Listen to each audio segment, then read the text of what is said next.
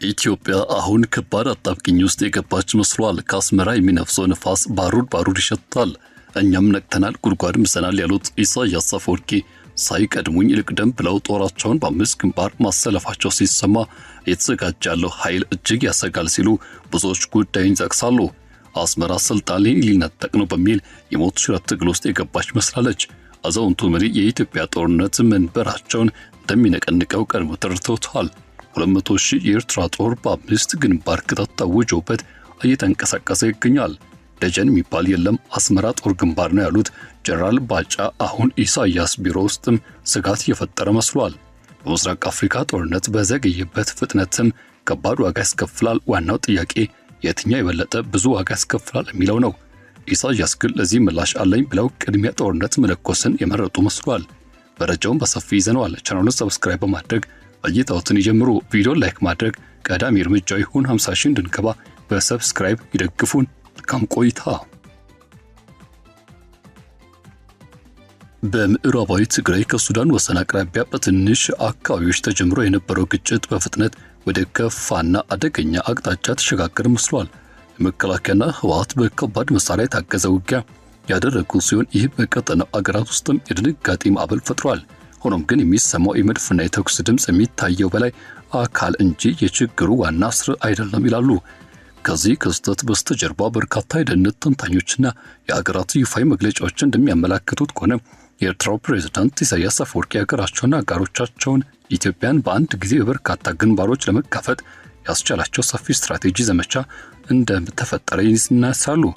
አሁን ላይ ከካይሮ እስከ ዋሽንግተን የሚያስጨንቀው ዋናው ጥያቄ በሁለቱ የአፍሪካ ቀንድ ጎረቤት ሀገራት መካከል ያለው ውጥረት ይባባስ ሲሆን ወይስ ደግሞ በዚሁ ይበርዳል የሚል ነው። ይልቁንም ፕሬዝዳንቱ ኢሳያስ ስንት ጊዜ የተለያዩ የጦር ግንባሮች ለመክፈትና ለመንቀሳቀስ ተዘጋጅተዋል። እንዲሁ ቁጥሩ ከፍተኛ ቢሆንም በርካታ ሀገራዊ ቀውሶች የተወጠረው የኢትዮጵያ ሰራዊት እነዚህን ሁሉ ግንባሮች በአንድ ጊዜ እንዴት ሊቋቋም ይችላል የሚሉ ጥያቄዎችም መነሳታቸው አልቀረም። መረጃዎች እንደሚጠቁሙትና እንደሚያመላክቱት ከሆነ በትግራይ በኩል ያለው ጫና፣ በአማራ ክልል የሚካሄደው የሽምቅ ውጊያ፣ በአፋር ኮሪደር በኩል ያለው ጂኦፖለቲካዊ ማነቆ፣ በምዕራብ ኢትዮጵያ ወሰን ያሉ ቀጠናዎችና ሌሎች ተያያዥ ጉዳዮች ሲነሱ አምስት የተለያዩ ግንባሮች ተሰልፈው ዓላማው ግን አንድ ብቻ ነው ይላሉ። አዲስ አበባን ሁልጊዜ ምላሽ ሰጪ እንድትሆን እንዲሁም የተበታተነችና ወሳኝ የሆነ ወታደራዊ ኃይሏን ወደ ሰሜን አቅጣጫ እንዳታሰማራ ለማድረግ የታለመ ይመስላል ያሉ ሁኔታውን እየተመለከቱ በጠቅላይ ሚኒስትር አብይና በፕሬዝዳንት ኢሳያስ አፈወርቂ መካከል በ2010 የተፈረመው የሰላም ስምምነት ለአፍሪካ ቀንድ አዲስ ተስፋ ዘመን እንደጀመረ ተቆጥሮ ነበር። ሁለቱ መሪዎች ተቃቀፉ፣ ድንበሮች ተከፈቱ። ጠቅላይ ሚኒስትር አብይም የኖቤል ሰላም ሽልማትን ተቀበሉ። ሆኖም ግን ያ ትልቅ ተስፋና የፍቅር ሂደት የትግራይ ጦርነት አመድ ውስጥ ተቀበረ። ኤርትራ ከመከላከያ ጎን ከመሰለፍ ከህወሓት ጋር አውዳሚ ውጊያ አድርጋለች። የፕሪቶሪያ ሰላም ስምምነት ዋና ጦርነት ክፍሎችን ሲደመድምም የሁለቱ ሀገራት ወታደራዊና ፖለቲካዊ አጋርነት የተሰነጠቀ መስሎ ታየ። ፕሬዝዳንት ኢሳያስ የስምምነቱ አፈጻጸም ያልተሟላ አድርገው ተመለከቱ። የጠቅላይ ሚኒስትር አብይ አህመድ ኢትዮጵያ ወደ ቀይ ባህር በተለይም እንደ አሰብና ምጽዋ ያሉ ወደቦችን የማግኘት ተፈጥሯዊ መብት እንዳላት በይፋ ማወጃቸው በአስመራ ባለስልጣናት ዘንድ እንደ ትልቅ ህልውና ስጋት ተቆጠረ። በኤርትራ ተወካዮችና በትግራይ ፖለቲካዊና ወታደራዊ አመራሮች መካከል የመጀመሪያ ደረጃ ግንኙነት ለመጀመሪያ ጊዜ አልፈጀም። ይህን ተከትሎ አስደናቂ የሆነ አስተላለፍ ለውጥም ተከሰተ። የቀደሙት ደመኛ ጠላቶች አሁን ላይ ሁለቱ ትልልቅ ስጋት አድርገው የሚመለከቱት የፌዴራል መንግስት ላይ የጋራ አቋም ያዙ። ዓለም አቀፍ የቀውስ ጥናት ቡድን ሪፖርት ሁኔታውን የመድፍ ድስት በማለትም ፓውደር ኬክ ሲል የገለጸው ሲሆን በአዲስ አበባ በትግራይ አመራሮችና በአስመራ መካከል ያለው ውጥረት እንደገና አውዳሚ ጦርነት የመቀስቀስ አደጋ እንዳለው አስጠንቅቋል። የኢትዮጵያ ባለስልጣናት የቃላት ውጊያውን አጠናክረውታል።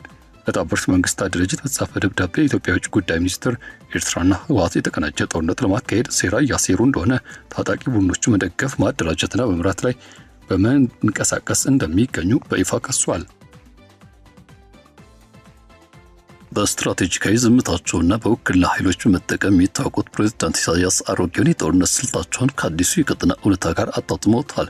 ትልቅ አቅም ካለው የኢትዮጵያ ሰራዊት ጋር ቀጥተኛና ውድ የሆነ የተለመደ ወታደራዊ ጦርነት ውስጥ ከመግባት ይልቅ የኢትዮጵያ መከላከያ ኃይል አቅምን እንዲበታተንና እንዲዳከም የሚያደርጉ በርካታ የጥቃት ጫና ግንባሮችን በአንድ ጊዜ የማንቀሳቀስ ስልትን ተከትሏል ያሉ ሁኔታውን የተመለከቱ ትግራይ አሁንም ቢሆን እጅግ አደገኛና ተጋላጭ የሆነው የጦርነት ቀጠና ሆኖ ቀጥሏል። በትግራይ ክልል ውስጥ የነበረው አክራሪ የህወሓት ክንፍ በክልሉ ተቋማት ላይ የነበረውን ቁጥጥር እንደገና ካጠናከረ በኋላ ከፌዴራል መንግስት ጋር ያለውን ግንኙነት በከፍተኛ ሁኔታ ከተበላሸ ሰነባብቷል። ምዕራባዊ ትግራይ ሸረሪና በተባለችው አካባቢ በሱዳን ወሰን አቅራቢያ ከባድ ውጊያ በቅርቡ መቀስቀሱ አይዘነጋም። ውጊያው በከባድ መድፎች፣ ሜካናይዝድ ክፍሎችና በሰው አልባ ድሮኖች የታገዘ ነበር። ኤርትራ ለህወሓት ፖለቲካ ድጋፍ ያደረገች መሆኑን በተለያዩ ገለልተኛ አጣሪዎች ተረጋግጧል። ማንኛውም ሰፊ ግጭት ውስጥም ተጨማሪ ወታደራዊ ድጋፍ ለመስጠት ዝግጁ ሆና ቆማለች። ከፍተኛ የኤርትራ ወታደራዊ መኮንኖችን በትግራይ ክልል ውስጥ በመገኘት የወዳጅነት ማሳያዎችን አመላክተዋል። ጽምዶ ተብሎ የሚጠራው መዋቅር በደጋፊዎች በኩል እንደ ድንበር ተሻጋሪ የሰላም እንቅስቃሴ የሚገለጽ፣ በኢትዮጵያ ባለስልጣናት ዘንድ ደግሞ እንደ የኢትዮጵያ ጠላት ጥምረት ተደርጎ የሚወሰድ የጋራ ክስና ውጥረት ማዕከል ሆኗል። ይህ ብቻ አይደለም። አዲስ አበባ ይህን ስብስብ በህወሓት አካላት የኤርትራ ፍላጎቶችና በተወሰኑ የአማራ ፋኖ ቡድኖች መካከል የተቀናጀ ወታደራዊ እርምጃ የሚወሰድበት ዋና መሳሪያ አድርጋ ታይዋለች። ለፕሬዝዳንት ኢሳያስ አለመረጋጋት ያለበት ወይም ደግሞ ያልተረጋጋ የትግራይ እንደ ዋና መከላከያ ከለላ ሆኖ ያገለግላቸዋል። ይህም ደግሞ የኢትዮጵያ ሰራዊት በሰሜን በኩል ታስሮ እንዲቀር ያደርጋል። ወደ ቀይ ባህር ዳርቻ የሚደረግ ማንኛውም ወታደራዊ እንቅስቃሴ ያወሳስባል። ከዚህ በተጨማሪ በሱዳን ክፍት ድንበሮች በኩል የሚደረጉ የሎጂስቲክስ ድጋፎች ሰፊ ዕድል ይፈጥራል። ተንታኞች እንደሚያስረዱት ከሆነ የኤርትራ ዋነኛ ፍላጎት የባህር በር ህልሟን ለማሳካት የምትጠር ጠንካራና የተዋሃደች ኢትዮጵያ እንዳትፈጠር ማድረግ ነው። ያልተረጋጋ ሰሜን ኢትዮጵያ ደግሞ ኤርትራ ሙሉ በሙሉ ወደ ጦርነት ሳትገባ ይህን ዓላማዋን እንድታሳካ ያስችላታል። ሆኖም ግን በትግራይ በኩል የሚደረግ እያንዳንዱ የውጥረት ማስፋፋት የከፋ ስሌትም የስህተት መፈጠር እድሉን አደጋውን ከፍ ያደርጓል። የፌዴራል ሰራዊት ወደ መቀሌ የሚያደርገው ሰፊ የጦርነት እንቅስቃሴ ኤርትራን ሰራዊት በቀጥታ የመድፍ ተኩስ ወይም ደግሞ በድንበር ተሻጋሪ ሎጂስቲክስ ድጋፍ ወደ ጦርነት ሊዘበው ይችላል።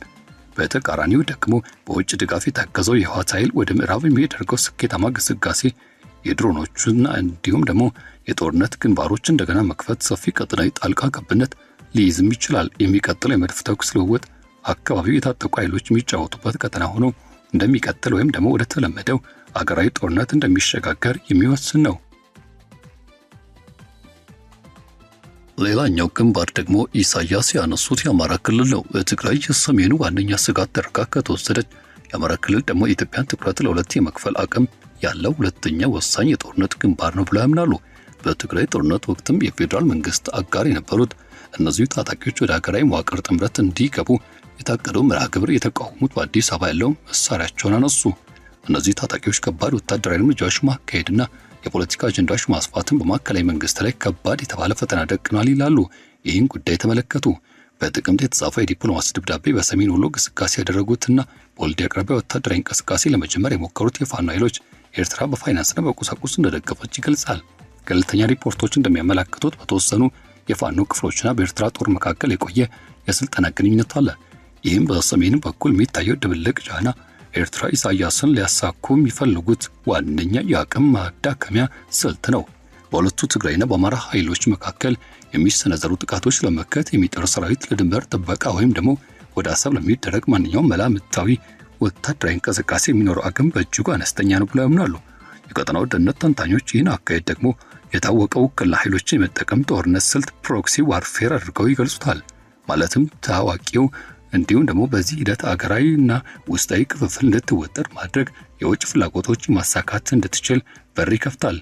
ይህም በተጨማሪም በዚህ ሳቢያ የሚከፋፈለው ሰብአዊ ዋጋ አሁን እጅግ ከፍተኛ ነው ተብሎ ይታሰባል። ኢትዮጵያ ውስጥ አንድነት በውጭ ኃይሎች ስልታዊ ጫና ስር መሆኑን የሚያሳይ ማረጋገጫ ተደርጎ እንዲወሰድ አድርጓል ያሉ ሁኔታውን የተመለከቱ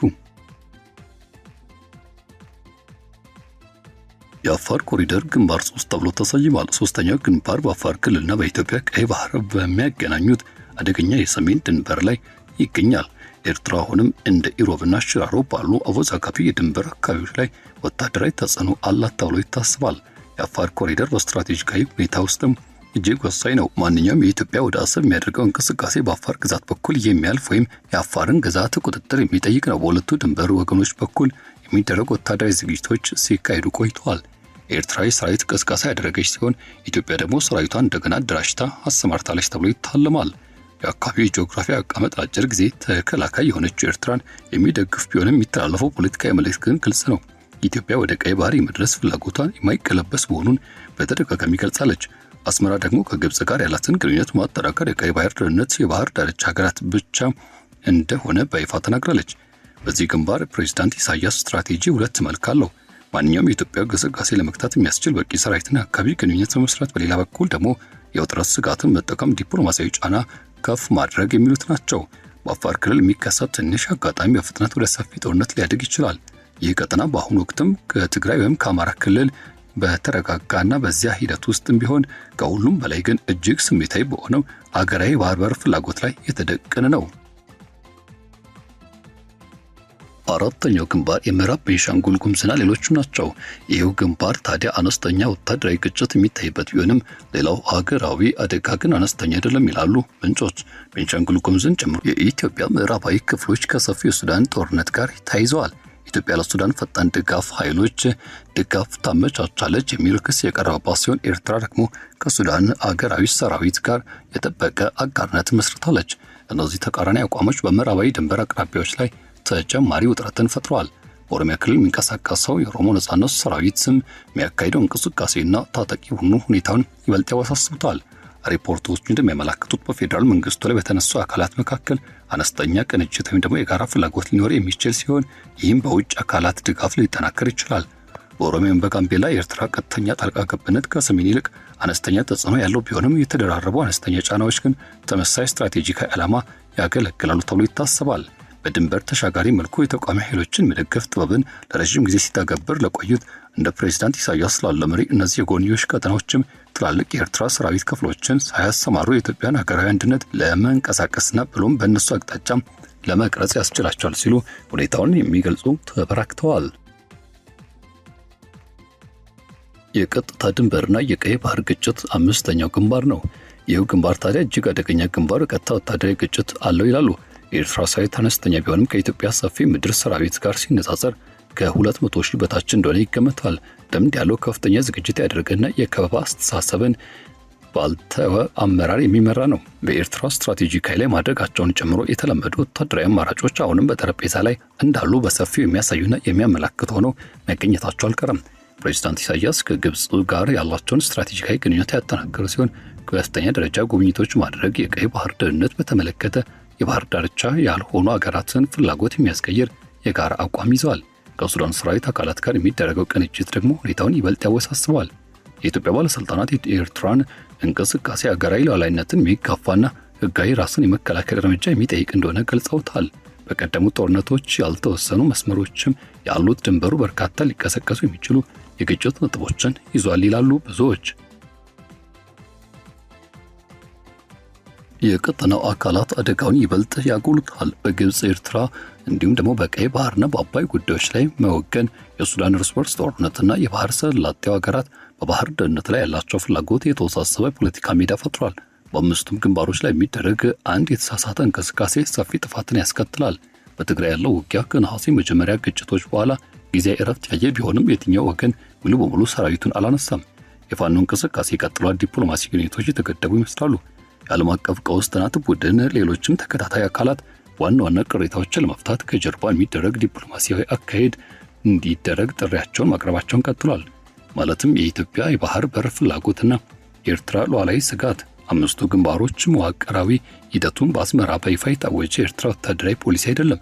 ይልቁንም ከድጋፍ እንቅስቃሴው ከወታደራዊ አስተላለፍ ጋር ከይፋዊ ክሶች፣ ስትራቴጂካዊ ስሌቶች የተወሰደ የትንተና ድምዳሜ ነው ባይ ናቸው። ፕሬዝዳንት ኢሳያስ አፈወርቂ በአንድ ጊዜ የሚደረጉ ትላልቅ ጥቃቶች ወይም ኢትዮጵያን ለማወቅ የተዘጋጁ እነዚሁ ቅደም ተከተላዊ ጫናዎችን ቢፈልጉም ውጤቱ ግን ተመሳሳይ ነው። ኢትዮጵያ በአንድ ጊዜ በበርካታ የውስጥና የውጭ ጥቃት መስመሮች የመከላከል ፈተና ተጋርጦባታል። በአፍሪካ ቀንድ ታሪክ መዘግየት ሆነ ድንበር ማለፍን በቀላሉ አይምርም። ብቸኛው እርግጠኛ ያልሆነ ነገር የትኛውም ግንባር አስቀድሞ ይፈነዳል የሚለውና ሌሎችም ይከተላሉ የሚለው ነው።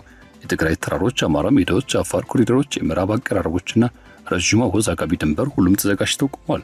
ፕሬዝዳንት ኢሳያስ አፈወርቂ ጠጠሮቻቸውን አሰልፈዋል። የኢትዮጵያ ምላሽ ደግሞ የጨዋታው ሜዳ የታጠቁ ኃይሎች የሚጫወቱበት ሆኖ እንደሚቀጥል ወይም ደግሞ የሀገራት የጦር ሜዳ እንደሚሆን የሚወስን ነው ሲሉ ሁኔታውን የሚገልጹ ብዙዎች ናቸው።